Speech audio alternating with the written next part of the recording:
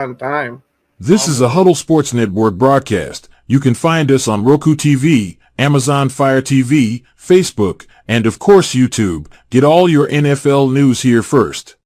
He has time. He's got left side. Dobbs is there. Leaping grab. Touchdown. Touchdown.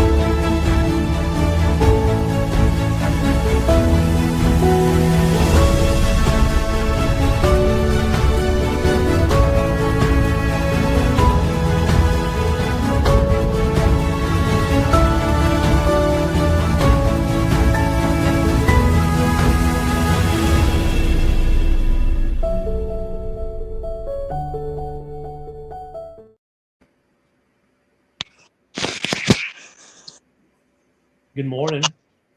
Guess what? We're all generational players in the draft this year. Don't you know every year we're generational? I'm a generational bullshitter.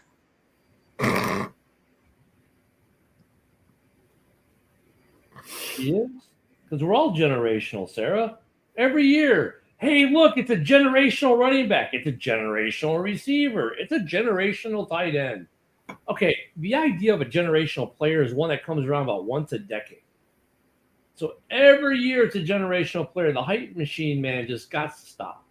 It's just got to stop. Well, yeah, she is crabby this morning in her picture. This is true. Good morning, Nicholas.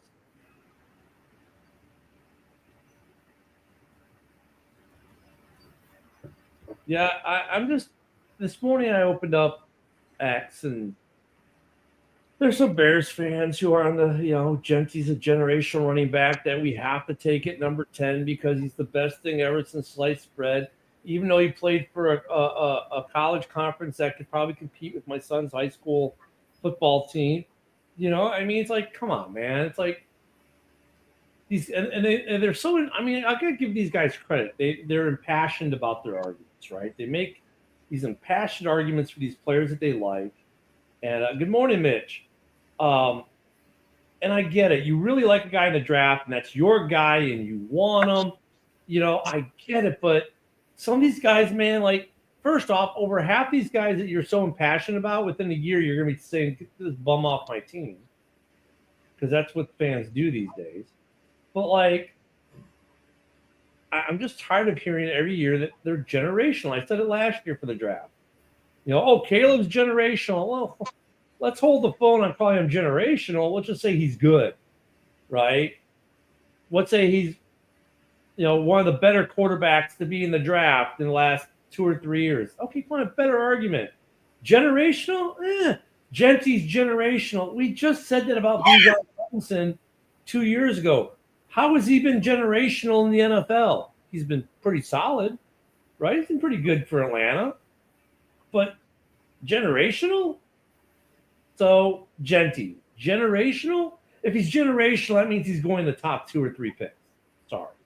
He is no Barry Sanders or Adrian Peterson, so he can't be generational. Well, how else are you going to get people to tune into the draft instead of just checking their phones to see who got drafted? Besides, we got this generational guy, so you want to make sure that you witness them actually getting it.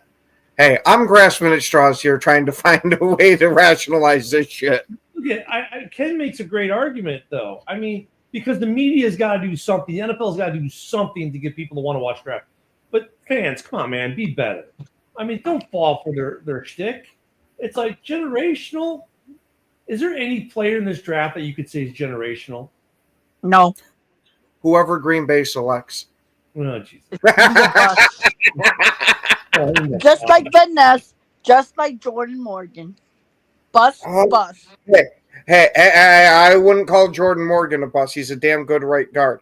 Van Ness, I'll give you. That's where it's starting to look like it's heading. I mean, I can't believe you can look at game tape and not call Genty generational. Was what the guy changes his name every day. I think this year he's and that's what I love about these guys. They change their names faster than Ken changes his underwear, which isn't saying much. But this guy, what's his name now? Because he's got a funny name now. Well, now he's Grim Adunze. Last year he was Grim Floose. Oh, that dude. Yeah, you know what I'm talking about. I sure do. I can't stand him. Yeah, I've been arguing with him about this all morning. And it's like, dude, it's like,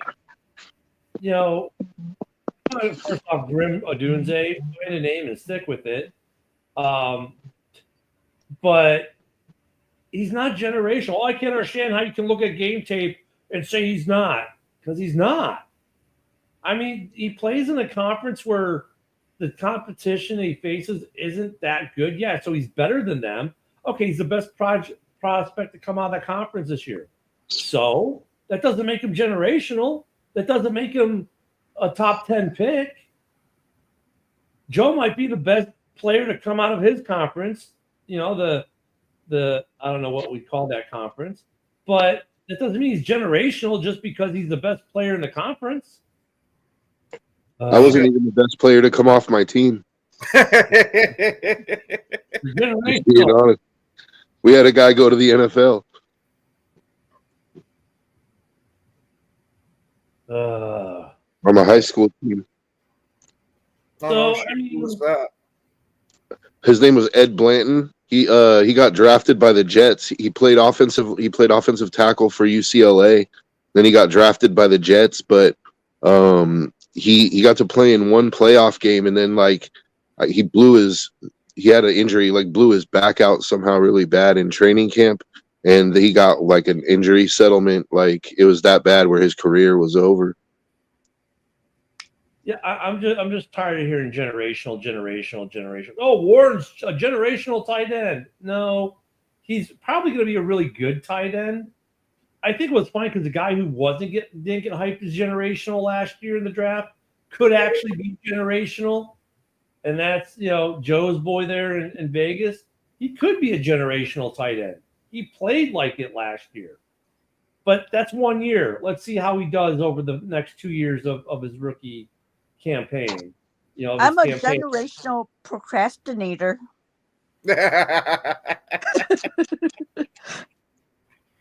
I mean, I'm just They kind of both made each other look good. Yeah. Rome made some catches. Rome made some catches in college that were pretty good. He made some really nice. He was the deep threat. He was the deep guy, and so Penix could use that arm to unleash it downfield because Rome was down there, and Rome would make the catch. Well, and that's the other thing. Well, yeah. And then somebody goes, "What about Josh Allen?" Okay, a quarterback that took years to develop once he got drafted. Great, you found a guy from a small conference that worked at a skill position. I don't have 3 years to develop a running back. If I'm especially taking him in the top 10. Yeah, if you're taking him in the top 5, there should be no development needed. I'm ready all to hit the field today. comment. We should probably see how Brock does coming back from injury. Moonstars. Hater, man. Hey, it started from you saying about we want to see how Love does coming back from injury. I mean, look, that's You really think that had something to do with him getting injured? no, Not but really, but it's fun to blame you. I mean, I think it does make a valid point, though, right? If he's generational, he'll bounce back and be great. and be really good. But just the thing that this term that we throw around is generational. Yeah, Roy, you missed the argument. Obviously, stop smoking the stupid salad this morning and pay attention with the brain housing group. Everybody's using that term now every year. Every year we have generational players. It's like I don't think the word means what you think it means. Like, no. You know what I mean? Because if it's generational, that means it comes along once in a generation. Like, and then when it comes with the argument today where Josh Allen got brought, well, Josh Allen came from a small conference, and look how great he is. Dude, his first 2 or 3 years, he really struggled. It was rough. He was developed, right? So, I mean, it's just like you had to develop the guy. That's all in order, quarterback versus receiver versus running back. I'm sorry, if you're a stud player from this conference, you got to be ready to go now. Like, to call him generational, and then the argument is, well, guys from small conferences can be really good. Look at Josh Allen, who took 3 years to develop in the league. Bad argument. Like, find one, right? And the only reason why he got 3 years to develop was because he was a quarterback. Yeah. Mm-hmm. So, I mean, I'm generational every year. I can get it. NFL's going to use it for marketing. The clickbaiters are going to use it for marketing. But come on, be smarter than that. Obviously, Skull Roy Sosa is not. Whatever happened to just saying he's one of the best players in the class? Whatever happened to just saying like he's one of the best players in the draft class? You know, you can't just say that. That's way too middle of the pack. We got to go for full extremisms here. Or his potential is sky high. You went look at Roy Sosa. You went full Mark Cuban. No one goes full Mark Cuban. All right. I'm just full Mark Cuban. I mean, it's just as we get closer to draft, it's only going to ratchet up for the next week. It's going to ratchet up. It's going to get worse. Look, don't get butthurt. Wait. Are you saying we're now going to go from freebasing the hopium to we're straight booting it now? Oh, yeah, dude. Oh, yeah. Right. Idea of dragging around with them wherever they go, too. It's like, and here's the thing. It's like, don't get butthurt if another fan from your team disagrees with you about who they think the best players. Well, you don't know shit because Genty's the best one ever. Well, wait. Well, what about Warren? Well, yeah, he's good too, but Genty's generational. It's like, guys. If a fan disagrees with you from your own fan base, you must settle it in the blood dome. This shit's like Highlander. There can only be fucking one. And yes, I know I had 2 movie references in that one. That was good, though. I love that. Hey, you know what? Yeah, Dorn's got a great comment. Everyone's getting traded right before the draft. Traded. There's so I looked at the NFL draft prospect profile for Genty and for quite a few other players like Omarion Hampton. And last year I looked at him too. They tend to be pretty close, right? Like their rating system, like a 6.35 is like, will eventually be a plus starter. Anything over a 7 is like a solid starter to a Pro Bowler, and potentially all pro. They rated Genty at like a 7.15, which is somewhere between Pro Bowl player and possibly all pro level. So, they're really high on the guy, like, What they rate Hampton though? Like 6.35 will eventually be a plus starter because they said his vision lacks, like that he runs into defensive linemen a lot, and he lacks the top end speed. Like he's pretty much like a 1-speed kind of guy. Trevion Henderson also got like a 6.3, like will eventually be plus starter. But Genty actually had the highest rating for a running back for quite a few years. Like he even he's rated higher than like Derrick Henry when he was coming out. He's rated higher than than a few guys that are starting in the NFL right now. So I'm not saying but I am saying that they're pretty high on him, and their ratings have been so when the Detroit drafted Jack Campbell, right? Like I was hoping that the Raiders would get Jack Campbell because I saw a lot of potential. They rated him like a 6.3 also, like will eventually be plus starter, which I thought was underrated for him. But if you look at it, it's like he started right away. His first year was okay. Second year was better. So, they were kind of right on. Yeah, I'm sorry. I'm being an extremist here, saying that everyone could benefit from drafting a wide receiver in the first 3 rounds. I didn't realize I was an extremist for stating something that's kind of obvious. All 4 teams in this division in the NFC North could benefit from a wide receiver in the first 3 rounds of the draft. But Green Bay needs a receiver like a crackhead needs a hit. Yeah, that's funny you say that, Joe, because I was just about to say none of the other teams in the North needed a receiver. Just leave it to us. We'll go get the receiver for everybody, and hopefully, if nobody else takes a receiver, we'll take one in the first. Now, if that don't sound like somatic cope. Yeah, Scadabo's, I like him. I think he could be good, but I'm gonna be honest with you. Like, obviously, Genty is quote unquote the best running back in the draft. But I think Trevion Henderson is going to be really good, dude. But I think that a team needs to use him correctly. Like I wouldn't want to use him as my every down back. I would want to use him as my third down, like not just third down guy, but give him 10 to 15 carries a game, like Jahmyr Gibbs. If you use him as your Gibbs, you're going to get the most out of him, dude. I got a fan base going today. I'm sorry. Fan base going in between Joseph and Roy Sosa. Some really butthurt people here. Ooh. Wait, does that mean you're now verging into John Dorn territory? Holy shit! It's come full circle. Ken has turned into John Dorn. You've brought his name up so much, you've turned into the guy. I'm such an extremist for saying that all 4 teams would benefit from taking a wide receiver at some point in the first 3 rounds in the North. I mean, all of them could use it. I mean, it's not like Orlando.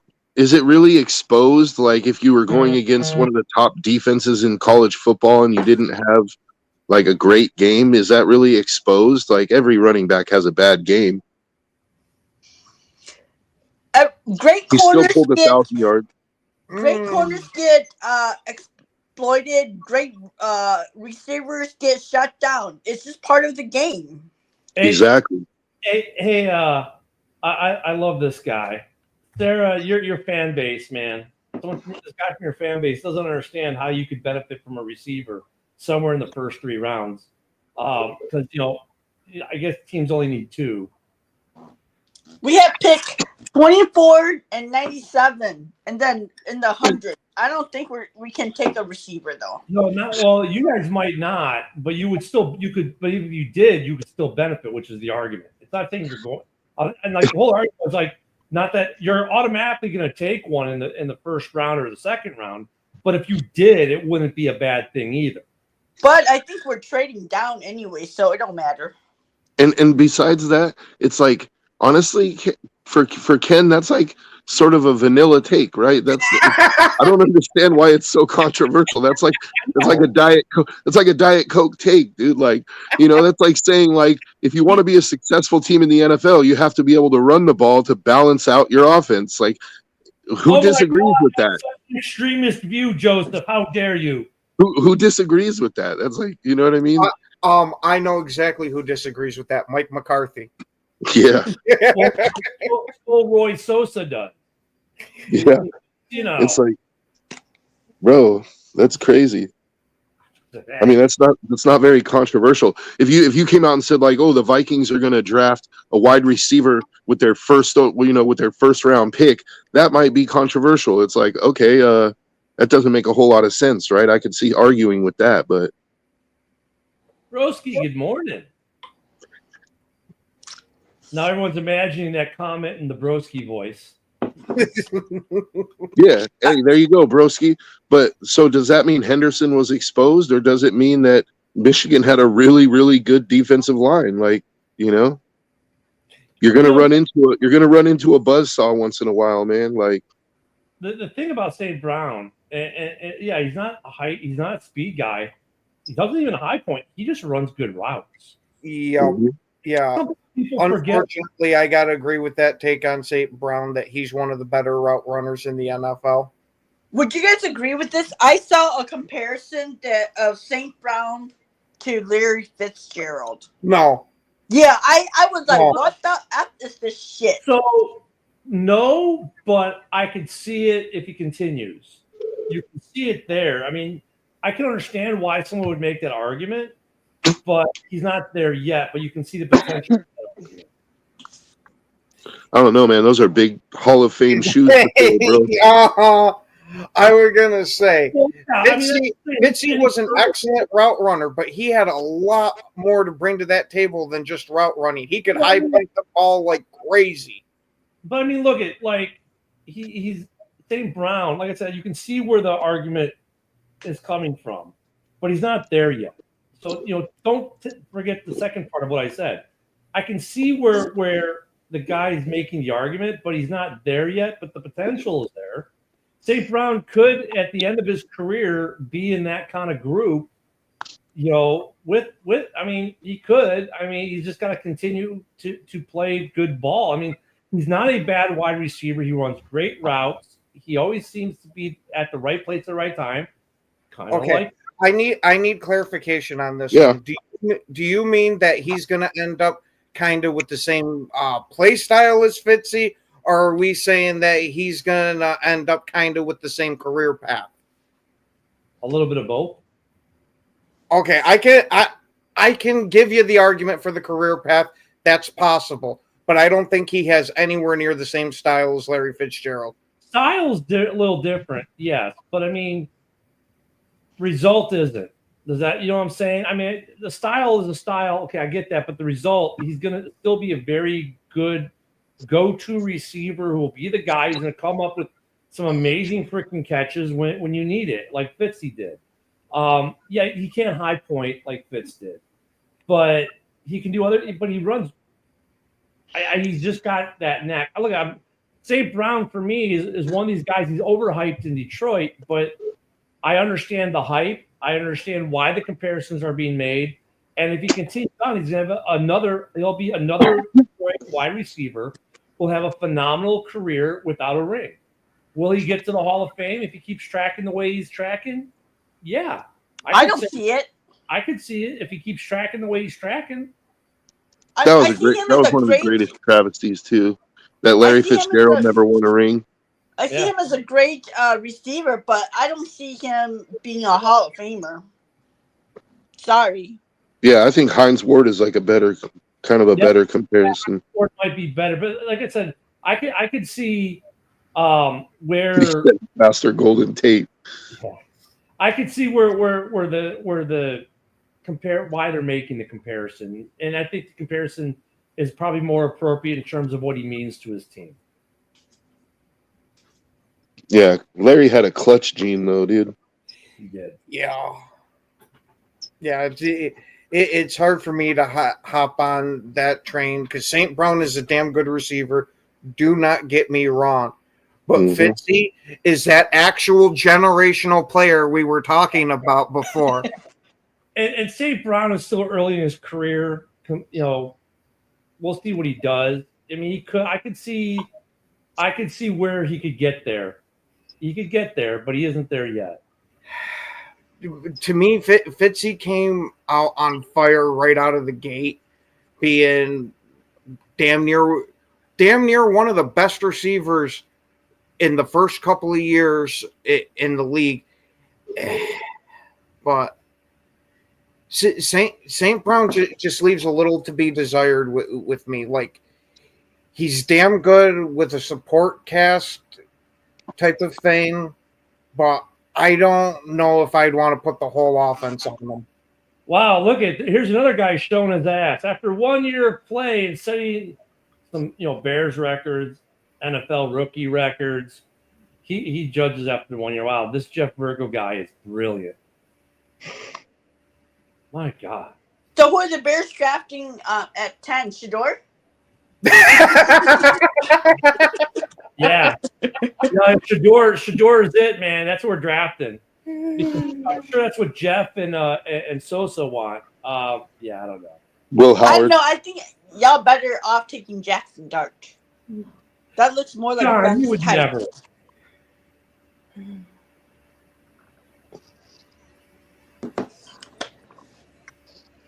Yeah. Huh?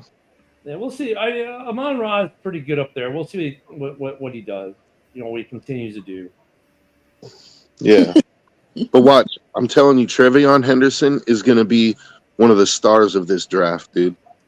He really is. I just have that feeling. Yeah, I'm just tired of hearing generational. Everyone's generational. Jeff Virgo is a generational commenter on podcasts. Okay. Everyone's generational now. Every year, I'm just sick of it. Mm-hmm. Especially with the quarterbacks. Oh, yeah.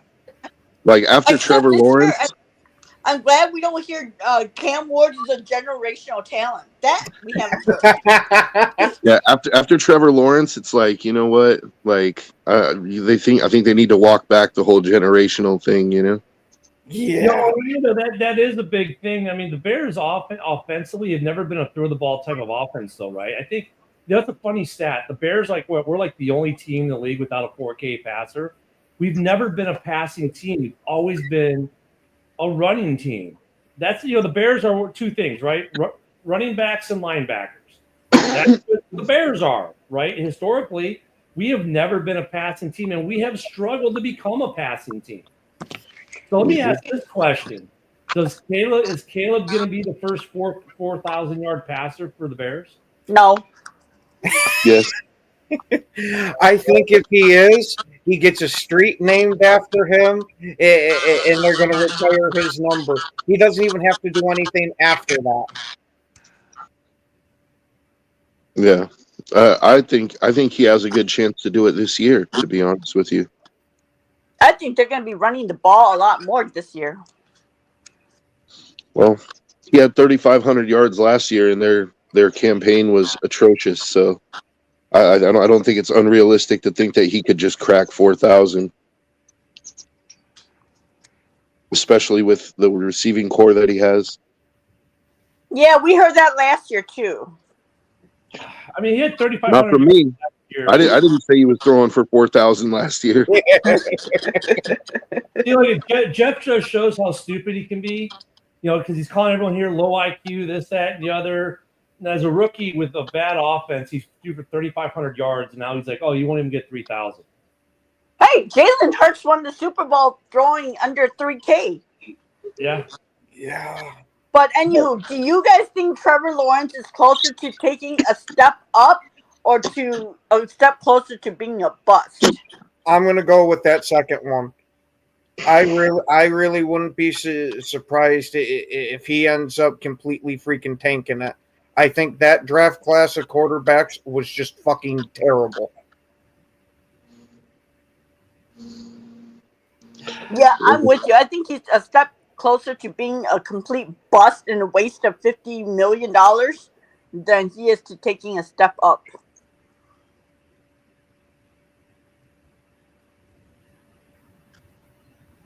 Maybe so. I was going to say that might help him. Yeah, I mean, Trevor's been.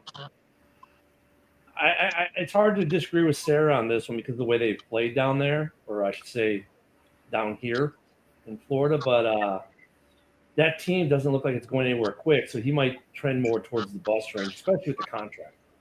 That team has drafted top 5 for the last 3 out of the last 5-6 years.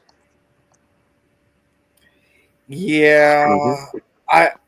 And what sucks is when I was a teenager, I absolutely loved the Jaguars in the AFC. You had MJD down there, Mark Brunell. They seemed like a team that it was actually starting to come up and be relevant. And then I have no idea what the fuck happened. They said, hey, can we do our best imitation of the Cleveland Browns that make this shit worse? Orlando, I saw that article too, and he said he doesn't want to be friends because he wants to maintain a competitive advantage. That's interesting. Jeff, okay, wait. You're a Bear fan in Florida. Wow, it says all you're a bandwagon fan, Mr. Bucks. Dude, born and raised in Chicago. I was going to Bears games in '85. Army retired, so I moved around a lot because that's what the Army does. And this is just where I ended up for my last duty assignment, and we stayed. Shows how much you really know, Jeff. So why don't you go back to your little hole, pull out Vigo the Carpathian. female action you get, and It's have kind of hard for Caleb to make friends. Most guys Jump back in your NFL painting, don't Vigo. want to get together and have girls' night to paint their nails. I'm a Bucks fan now, guys. See, I actually think Trevor Lawrence could do better somewhere else. Like if Trevor Lawrence was playing in Miami right now, I think he'd be a better quarterback. If he was playing in, let's say, no, not Indy. Let me think of another team. I'm the youngest guy on this panel. I don't think I got any idea what dinosaurs look like. Fan. Jeff assumes I'm a Bucks fan now because I live in the Panhandle of Florida now, where I retired. Oh my God! I don't know, man. But I'm pretty sure there's a couple of teams that Trevor Lawrence, if he played for them, he would be a better quarterback than he is now. Would you say if he was paired up with McVay? Yeah, the Rams, I definitely think he would be better. Yeah. Maybe even Seattle, I think he could be better. Miami, I think he could be better. Yeah, I got a feeling the Jaguars have ruined him. Well, I mean, what's there? Oh, Cohen. He did pretty well with Baker, so we'll see how he does with Lawrence. And I think this is kind of a make or break year for Lawrence too, where if he doesn't start producing, he's probably on the trade block. That's not with that contract. Not with that contract. There ain't going to be nobody that's going to take him. Well, I mean, they're going to up have to do happening like a salary dump, like how the Rams did. They're gonna have to eat his contract until it's manageable for them to cut him, and then they're gonna have to release him. Or just train like Indy does. Look at Irsay doesn't always make the best moves. I see Irsay. Indy was one of those teams that I was like, would he be better there though? I don't know, because they've shown an ineptitude for the last Your team 2 that's years. like on this journey of trying to find out who they are. Jacksonville's on it. Indy's on it. Yeah, Trevor Lawrence, a lot of potential when he came out, but Yeah, I don't know, man. Yeah. Richardson, I don't think he was ruined. I think he just sucked and was massively overhyped to start with. well, he got that He threw a nice ball at the combine, and people were like, "Oh, let's draft him." Zach Wilson also threw a nice ball at the combine. Look how that turned out. I mean, he's one of those guys. Thank you, John. He's one of those guys who got that combine push. Oh, look how great he looked in the combine, throwing in perfect conditions, without a pass rush, without a defense, to read. And look, good on him. He made the money, but bad on Indy for taking what he took him.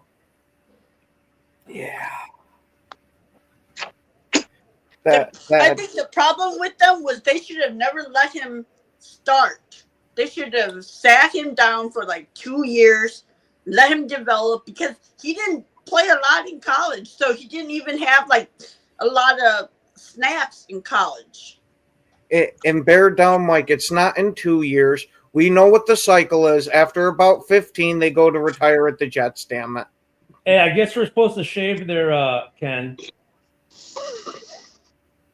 We're gonna say, come on, don't say that. You're gonna give me nightmares. He's stretching. Jeff's just playing the hate train this morning. So the Saints are having a really ugly divorce with Derek Carr. Should Carr come back to the Raiders, Joe? No. No, Derek Carr he's injured. Like he needs surgery. I think he might just retire if the Saints cut him. Yeah, but I've been seeing reports like, is he injured or is that just his way of getting out of the Saints? I don't know. Yeah, it could be because shit. Even on this show, we had kind of assumed that because of the contract mess that they had with their cap, that they would be cutting him to save a decent amount of money, and somehow he still stayed on the roster. So that doesn't really surprise me. He's like, my shoulder does hurt. Well, you said, Mom, Well, that's what I thought. Hey, Sarah, something's up with your audio. Is it better? Nah, that's much better. Much better. Speaking of shaving, I need to hit a razor too. I'm retired. I'm gonna do anything. I don't got anything. Jeff Vigo's mom likes to rub the baby face. Oh my god. Stuff we get into in the morning show. Only on the morning show. Mama jokes. Hey Joe, do you see you guys trading for Jalen Ramsey? You're one of the teams that's like a possible trade. I don't know. It depends on what they want. How many draft picks do you guys have this draft? Plenty. But I don't know. I mean, it just depends on what they're asking. Like if they wanted a 3rd round pick, I might consider it. But if they're asking for anything higher than that, nah. I don't think they're getting anything higher than a 4th. Yeah, for a 4th, I say go for it. Yes, you're right, Brent. Find me a veteran who, once they get out, continues to shave. They're very rare. Uh-oh. Yeah, I heard about that yesterday. They were talking Miami about announced that he was going to get traded. Yeah, both teams can explore the option for the trade. I kind of think with Jalen Ramsey, he's a little bit past where anybody's really going to give too much of a shit. he can still play. Yeah, he can still play, but not at that price. yeah. Mm-hmm. What's up, everybody? What's up there, bro? Hey, broski. But Did you this is guys the see, second time that Jalen Ramsey is getting traded, and it's been like rumored that he's going to the Raiders. Remember before he went to Miami, or was it the Rams? Either one. Like it was rumored that he was going to the Raiders, or he wanted to go to the Raiders. So I don't really take it that seriously. Like, Miami just seems so dysfunctional. Like if you were going to trade him, why didn't you trade him before free agency started? Well, now's a good time too. Like with the draft coming up, he could be a draft night trade. Like, if Miami has a player they like and they can put him on the trade block, like, hey, we'll give you Jalen Ramsey and we can do a pick swap or something. Like, Outside on draft now, okay, let's look at that, Joe, because that brings up a point. Because we've been saying this every year. Well, this guy could be a good draft night trade. When was the last player draft trade that was really significant? When was the last draft a player got traded on draft night? That's what I'm saying. It's like DJ Moore doesn't count because that was a month before the draft, and he was part of that. The last big one that I can think of was AJ Brown. Mm-hmm. I'm pretty sure that there was somebody traded either last year or the year before also, but I drawn a fucking blank here. Wasn't the AJ Brown trade though a couple weeks before the draft? No, it was on draft night. That one was draft night. Yep. Mm-hmm. Hollywood Brown. I'm sitting here watching the draft and thinking, why the fuck didn't Green Bay do that? Hollywood Brown was a day or two or right before the draft, but I can't remember if it was draft night, but right before the draft, because I had just gotten his F7. Yeah, and the Eagles got AJ Brown for a bologna sandwich, dude. Like, you know what I mean? That was my fucking point of it.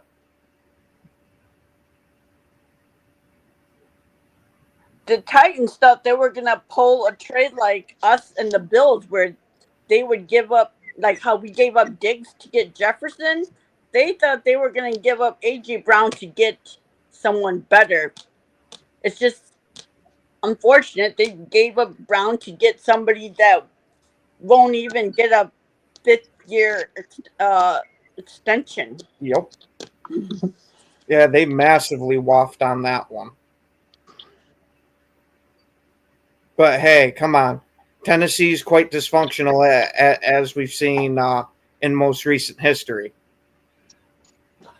What I've been seeing actually lately is that the Saints might be interested in trading up with the Raiders to take Shador Sanders to replace Carr. I've been hearing some stuff about the Saints growing enamored with him.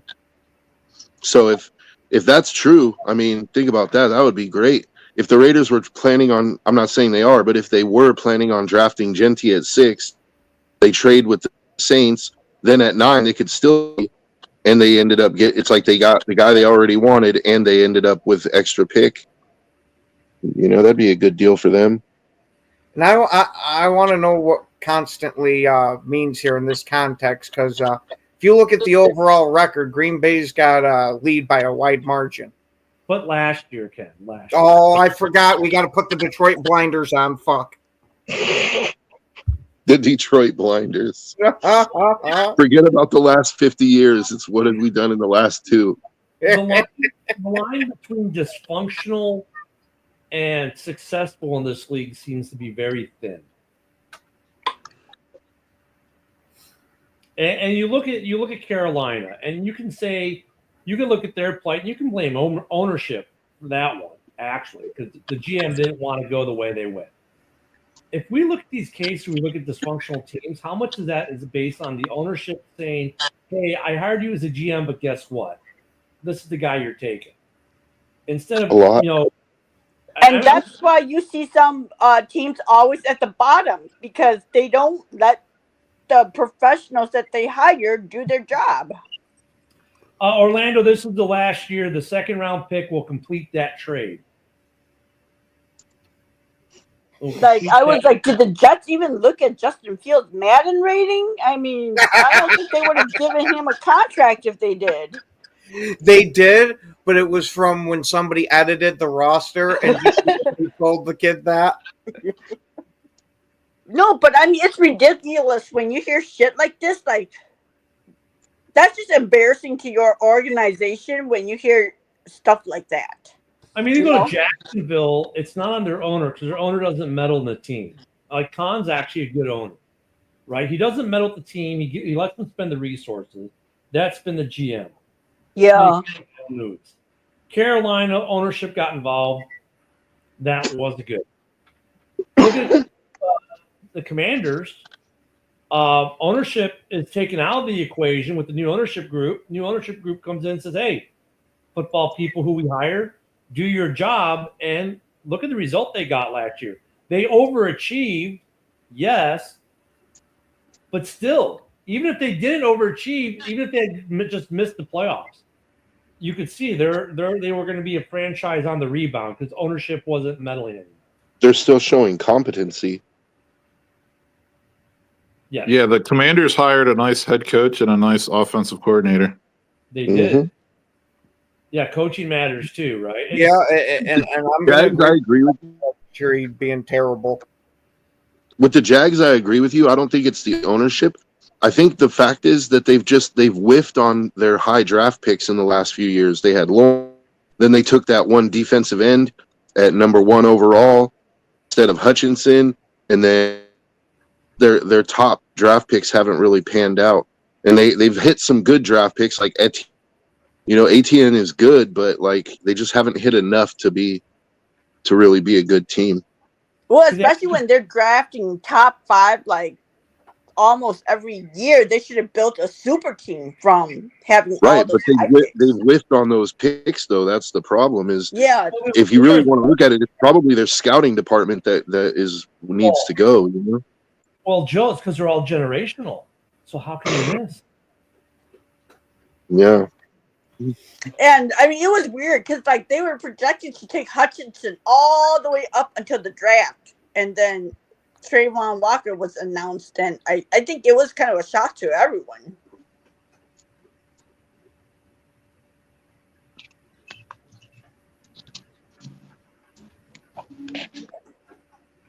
Those were good draft picks. I mean, oh, this draft is going to be. I really don't know what to expect from it, to be honest with you. I mean, over the last 3 years, this is probably the worst draft we've had coming in. It's just maybe what I've been hearing is Hunter's like a lock to go to the Browns now at number 2. I've been starting to hear that myself. And that the Giants most likely are going to go with Abdul Carter. Yep. I've been seeing that the rumors I've been hearing. Yeah, I've been seeing the Browns are gonna take Hunter at 2 and then trade back into the first round again to take a quarterback later. It could happen. I mean, they probably have their eyes on Will Howard.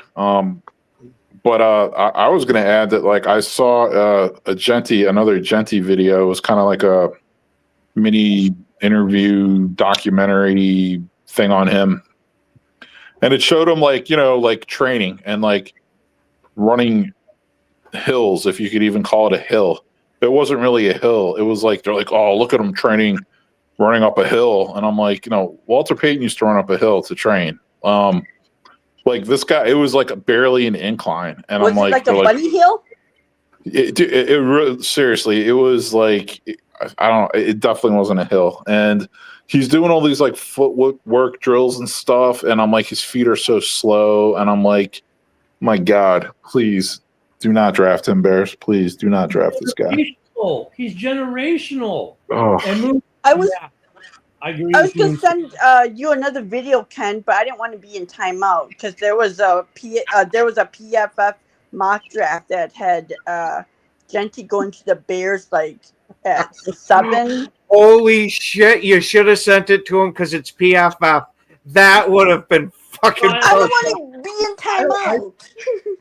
I do not like the PFF drafts that I've been seeing. They're like, it was either PFF or CBS, but it was like one of those high national broadcaster ones. For me, the only thing PFF is good for is individual player grades to kind of give you an idea of their skill level, how they grade out against their peers at their position. After that, though, like PFF has a lot of things wrong with it. But the individual grading I get because it's something that's an actual tool that actually the GMs actually even have a similar system.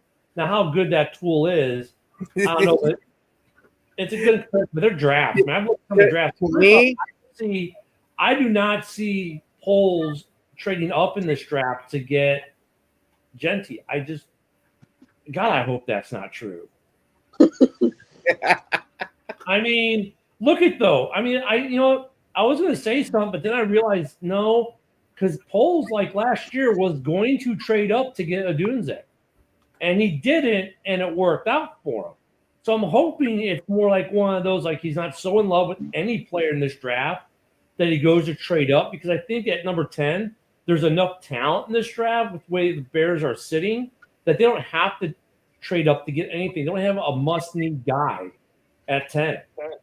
Well, yeah, that's definitely true. And what's really throwing me off about this draft is the fact that I just saw Mel Viper, aka Big Vipes, 3-round mock draft, and for the Bears, I'm like, if they really did that, I'd give them an A. And there's never been a point in time where I can remember like really liking Mel Viper's mock draft for the Bears. I'm like, you're telling me they're going to walk away with Tyler Warren, Travion Henderson, Nick Scorton, and that that offensive tackle from Minnesota who they'd get in the 3rd round, Ursley or whatever. Well, he does I'm like I'd give that an A, like based on what I know right now. Therefore, two things: like A, that's most likely just not going to happen, and B, what's this world coming to if I actually like Mel Kiper's 3-round mock for the Bears?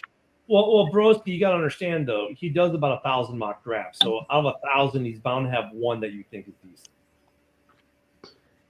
Yeah, he keeps like updating it and everything, but yeah, this was he did build off of like he's been pretty consistent with like having Tyler Warren go into the Bears. So who knows? Well, he was like pretty consistent having us take Jordan Addison, like as if that wasn't even like already a for sure thing. We were taking a receiver. Like, wow, so you gave us the receiver that we were gonna take anyways.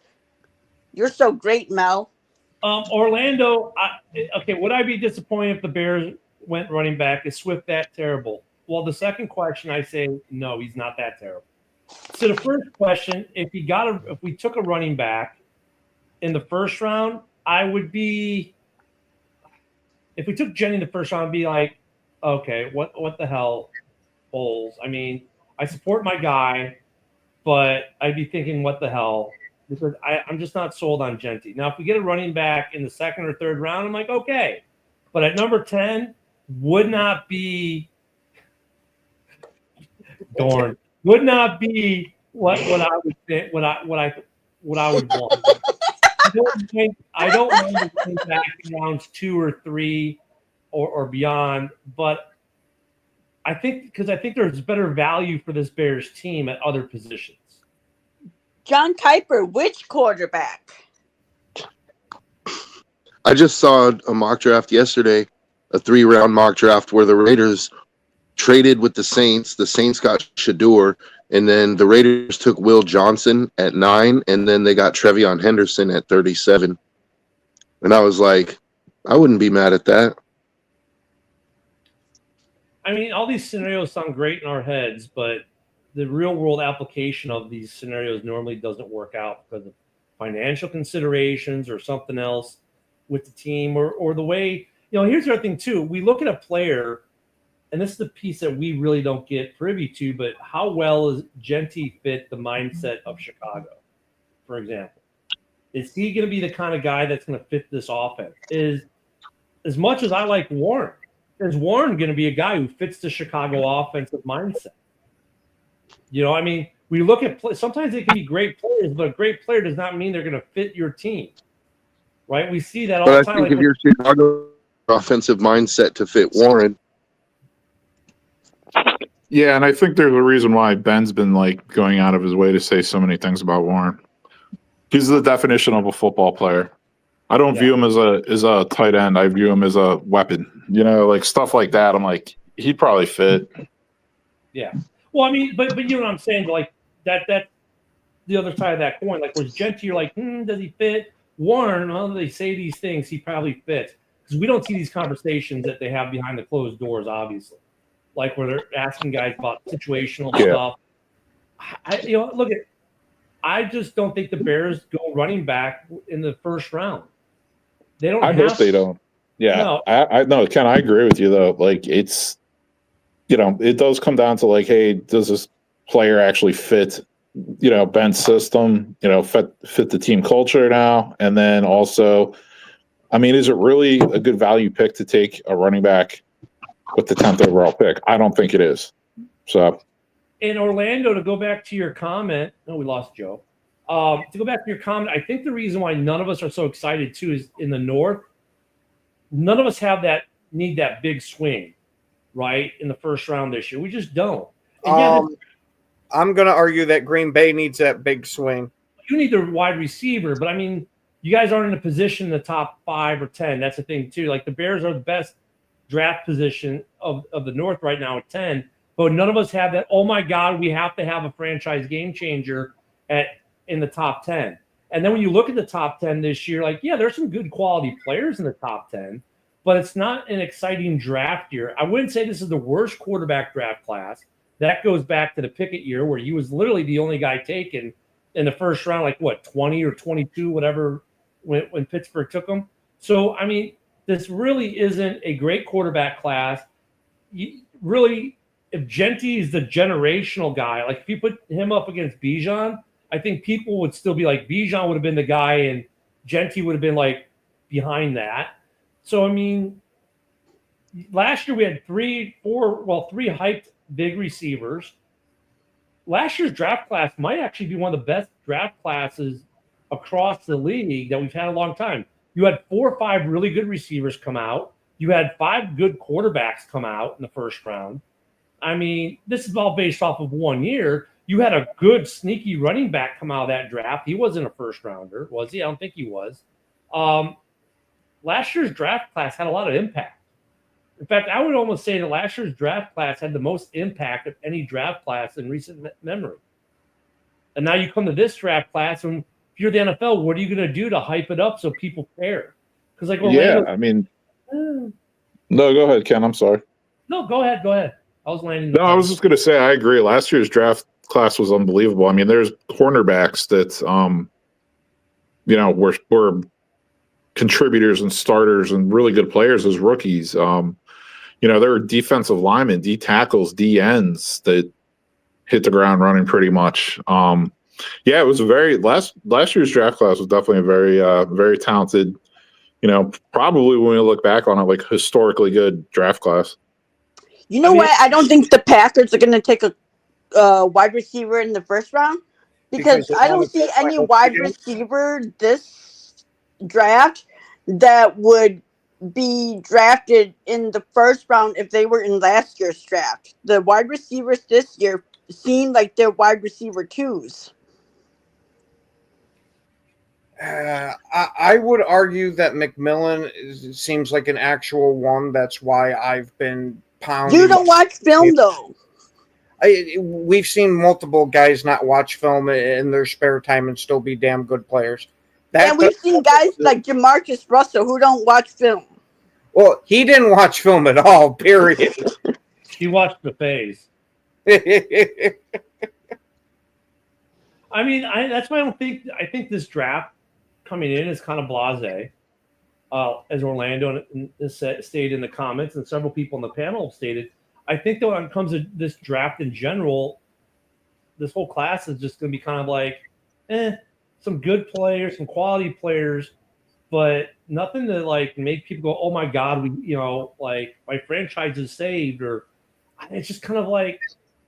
So in other words, what you're saying, Ken, is their teams are going to take every second of the pick clock just to try to figure out, man, we got to take somebody. Who the fuck are we taking?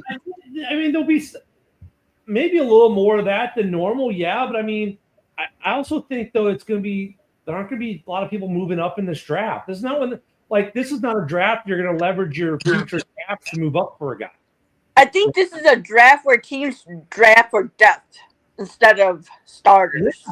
I mean, really, think about it, Ken. Even McMillan, would you sacrifice a first rounder next year to go get him? No. That's what I'm saying. Absolutely It's actually not. Good player, sure. Is he worth leveraging your future draft picks for? Is there anyone in this draft that you would say I would give away draft picks next year to move up and get this guy? I would give away a second next year for him, but not a first. I'm hoping he falls somewhere into the late teens and we move up and get him there. Because then it would only take like a second round pick next year or something like that. Yeah, Moonscar, honestly, I think if the Vikings are doing any trading on draft day, I think they're trading back more than anything to gain capital, right? With only 4 picks. Or they kind of do what Poles did last year. You just do your 4 picks and go home. I mean, Poles drafted back into the 5th round, right, to pick up a player that they thought, and we'll see how it works, that they got a value out of by taking him in the 5th round. He probably would have been a first or second rounder this year. But honestly, like, I could see Minnesota just walk in with their 4 picks, take them, and go home. Or trading back to pick up more capital for next year. I don't see them trading up. I don't see Minnesota trading up. Oh. There's no really reason for us to trade up. That's what I'm saying. This whole draft is like that. There's no one that like Dallas, you can make an argument for running back, maybe, but why? Because to get Genty, not when you've got another good running back still in this draft class. That's, some people will say might be better than Genty, depending on who you talk to. Time to say goodbye, you guys. Yep. Yeah, that time. Yep, on that last terrible take. Hey, no JB today. Remember, he's trying to stay out of jail today. He got that court case. Good luck to him. We'll see you all tomorrow. You guys have a good one. Enjoy Hump Day. Peace.